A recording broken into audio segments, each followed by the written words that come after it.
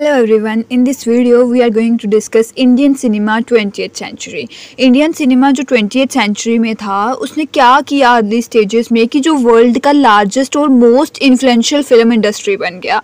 ठीक है, तो सबसे पहले हम इसके डेप्थ में जर्नी देखेंगे। सबसे पहले साइलेंट एरा था। साइलेंट एरा 1890 टू 1920s में ये बिगिनिंग थी। ठीक है, ये क्या थी? बिगिनिंग थी। ग्लोबल इंस्पिरेशन 1896 में स्टार्ट हुआ जब मूविंग पिक्चर्स को बनाया गया। क्या बनाया गया? मूविंग पिक्चर्स को ल्यूमिर और रॉबर्ट पाल जो पर्सन थे, ल्यूमिर और रॉबर्ट पाल, इन्होंने 1896 में क्या किया? मूविंग पिक्चर्स को बनाया और वर्ल्ड वाइड लोगों का इंटरेस्ट इसमें स्पार्क हुआ, शाइन आई, इसमें इंटरेस्ट बना लोगों का। और इंडिया में ये आया 1897 में। ठीक है, 1896 में क्या हुआ? ल्यूमिर और रॉबर्ट पॉल ने मूविंग पिक्चर्स बनाई और 1897 में वो इंडिया में रीच हुई। और प्रोफेसर स्टीवेंसन ने प्रेजेंट की फिल्म कलकत्ता में, किसने? प्रोफेसर स्टीवेंसन ने प्रेजेंट की फिल्म एक कलकत्ता में। ठीक है, उसके बाद क्या? शॉर्ट फिल्म 1899 में हरिश्चंद्र सावाराम भाटवदेकर जो थे, इनको सावेदादा भी बोला जाता है। कौन? हरिश्चंद्र सावाराम भाटवदेकर। ठीक है, हरिश्चंद्र सावाराम भाटवदेकर, इनको सावेदादा भी बोला जाता है। और इन्होंने क्या क्रिएट की? Wrestler, the wrestler. ठीक है, ये प्रोफेसर स्टीवेंसन ने की 1897 में और उसके बाद 1899 में सावेदादा ने, हरिश्चंद्र सावाराम भाटवदेकर ने क्या किया? रेसलर फिल्म जो थी ना दी। ठीक है, उसके बाद आया first full length feature film. वो आई कब? 1913 में। ठीक है, राजा हरिश्चंद्र जो थी वो रिलीज हुई May 3, 1913 में। और इसने भी मतलब फाउंडेशन कर दी इंडियन फिल्म इंडस्ट्री की। ठीक है, कौन सी रिलीज हुई?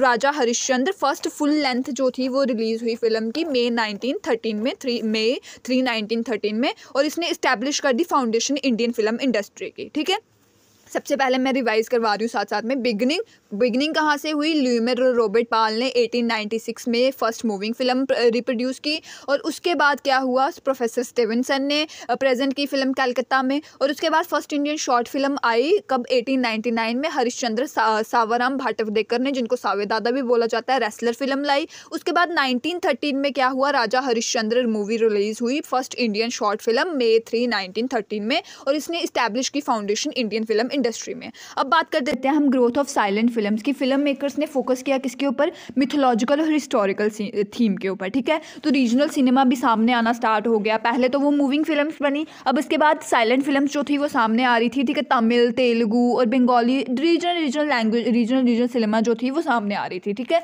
तो first I the advent of sound 1930s में, फर्स्ट टॉकी। ठीक है, the advent of sound 1930s में, ये इंग्लिश होगी। उसके बाद आलम आरा भी आ गई 1913 में, जिसको डायरेक्ट किसने किया था? अर्देशर ईरानी ने। किसने? अर्देशर ईरानी ने। और ये इंडिया की फर्स्ट साउंड फिल्म थी। एडवेंट ऑफ साउंड 1930 वो आउटसाइड कंट्री की होगी। Advent of sound 1930 first talkie. और आलम आरा जो थी वो अर्देशर ईरानी ने क्या की थी? डायरेक्ट की थी 1931 में। वो first Indian first sound film थी। ठीक है, उसके बाद जो ये क्या कर रही थी? असेसिबिलिटी मतलब पॉपुलैरिटी को इन्हेंस कर रही थी। कौन? आलम आरा 1930 में ये फर्स्ट फिल्म थी जिसमें साउंड को क्या किया गया था? यूज़ किया गया था। इंडिया की फर्स्ट साउंड फिल्म थी।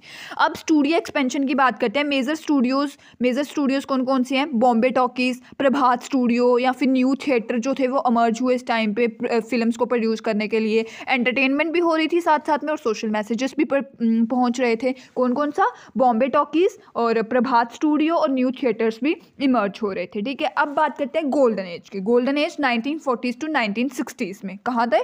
1940s टू 1960s में रेनेसां हुई। रेनेसां क्या होता है? रेनेसां मूवमेंट जब न्यू थॉट्स इमर्ज होते हैं, चेंजेस आते हैं, दैट इज रेनेसां। ठीक है, न्यू सब कुछ यू कैन से डेवलपमेंट होती है। तो कल्चर में क्या डेवलपमेंट हुई? पैरेलल सिनेमा मूवमेंट भी हुई। ठीक है, लीजेंडरी एक्टर्स जो थे वो सामने आए। लीजेंडरी एक्टर्स जैसे कि गुरु दत्तराज जो थे, कपूर, दिलीप कुमार, मीना कुमारी, ये डिफरेंट एक्टर्स जो थे वो सामने आए। किसमें? पैरेलल सिनेमा मूवमेंट में। ठीक है, उसके बाद इंटरनेशनल रिकॉग्नाइजेशन की बात करते हैं। इंटरनेशनल रिकॉग्नाइजेशन में जो हमारा इंडिया था, इंडियन फिल्म इंडस्ट्री थी, वो सामने कैसे आई? नीचा नगर 1946 में इसको डायरेक्ट किया था चेतन आनंद ने। ठीक है, किसने डायरेक्ट किया था? चेतन आनंद ने 1946 में। और ये फर्स्ट इंडियन फिल्म थी जिसने पालम दौर को जीता। ठीक है, कैनस फिल्म फेस्टिवल था, यहाँ पे इसने क्या किया? पालम दौर को जीता। किसने? नीचा नगर 1946 में। और किसने डायरेक्ट की थी? चेतन आनंद ने। किसने डायरेक्ट की थी? चेतन आनंद ने। और ये फर्स्ट इंडियन फिल्म थी जिसको पालम दौर मिला कैनस फेस्टिवल में। उसके बाद आती है हमारी मदर इंडिया 1957 में। इसमें क्या था, इसको डायरेक्ट किया था महबूब खान ने। किसने डायरेक्ट किया था? महबूब खान ने। और इंडिया की फर्स्ट मतलब सबमिशन थी इसमें, इसको अकेडमी अवार्ड मिला, ठीक है। इसमें बेस्ट फॉरेन लैंग्वेज फिल्म थी, जिसकी वजह से इसको क्या मिला? अकेडमी अवार्ड मिला। मदर इंडिया 1957 में, जो किसने डायरेक्ट की थी? महबूब खान ने। और इसको अकेडमी अवार्ड मिला बेस्ट फॉरेन लैंग्वेज फिल्म के लिए। बेस्ट फॉरेन लैंग्वेज फिल्म के लिए इसको क्या मिला? अवार्ड मिला, अकेडमी अवार्ड। उसके बाद आता है हमारा इकोनॉमिक लिबरलाइजेशन। अब देखो लिबरलाइजेशन क्या होता है कि जब फ्री, सब कुछ फ्री हो, ठीक है। अब देखो इकोनॉमिक लिबरलाइजेशन में क्या था, अर्ली 1990s में इन्वेस्टमेंट क्या हो रही थी, इसमें इंक्रीज हो रही थी। कोई पर्सन जो है वो अपना पैसा लगा सकते हैं, इकोनॉमिक लिबरलाइजेशन है, दे कैन इन्वेस्ट, ठीक है। तो इन्वेस्टमेंट जो थी वो स्टार्ट हो रही थी किसमें? कमर्शली सिनेमा में, ओके। अब बात करते हैं कल्चरल इम्पैक्ट की। कल्चरल इम्पैक्ट क्या है? इंडियन सिनेमा जो था इसने मतलब कल्चर को बहुत ज़्यादा शेप किया, पाइवटल मतलब हाई पॉइंट पे शेप किया। सोशल नॉर्म्स जो थे वो सामने आ रहे थे, लैंग्वेज जो थी वो सामने आ रही थी, ठीक है। तो डिफरेंट मतलब चीज़ें जो थी वो इम्पैक्ट कर रही थी हमारे कल्चर को, सोशल इन्फ्लुएंस को। अब बात करते हैं बॉलीवुड की। बॉलीवुड आइकॉनिक इंडस्ट्री, जैसे कि हिंदी फिल्म इंडस्ट्री हो गई, जो इंडियन सिनेमा के साथ मिलती है, ठीक है। Hindi film industry Indian cinema के साथ, तो मतलब इसमें म्यूजिकल्स, ऐसे म्यूजिक डाले गए जिसकी वजह से लाइव स्टोरीज अच्छी डाली गई। कैरिस्मेटिक स्टार्स डाले गए। कैरिस्मेटिक स्टार्स क्या होते हैं? जो मतलब अपनी कहीं ना कहीं छाप छोड़ जाते हैं। तो iconic industry, Hindi film industry जो है वो किसके साथ रिजेंबलेंस करती है? सिनोनिमस है इंडियन सिनेमा के साथ, क्यों कहते हैं? फिल्म फेस्टिवल और अवार्ड्स की। तो इंडियन फिल्म जो था है, इसने मतलब इंटरनेशनल फिल्म फेस्टिवल में बहुत ज़्यादा रिकग्नाइजेशन हासिल की है, बहुत ज़्यादा पहचान हासिल की है।